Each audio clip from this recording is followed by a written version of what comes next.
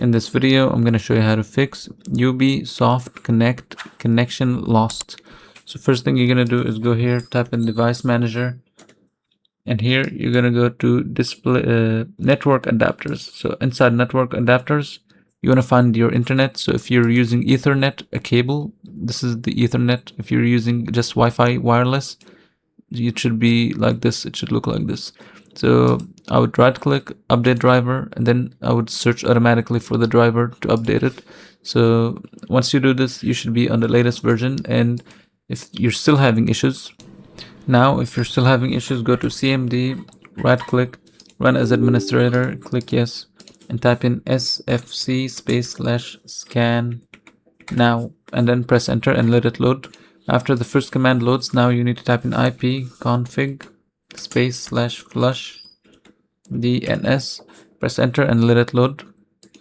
After that, type in netsh int ip reset c /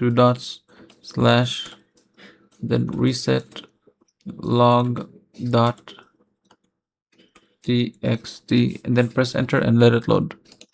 Now the last command, just type in netsh win sock reset, then press enter and let it load. And now you can close this down, restart your computer, and see if you're still having an issue. Now you need to go here, type in control panel,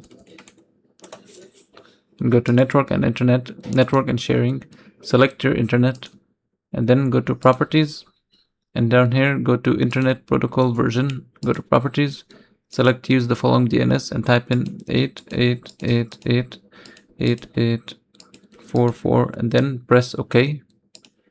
After you press OK, you can press OK here again, and then you can close this down and see if this fixes your issue.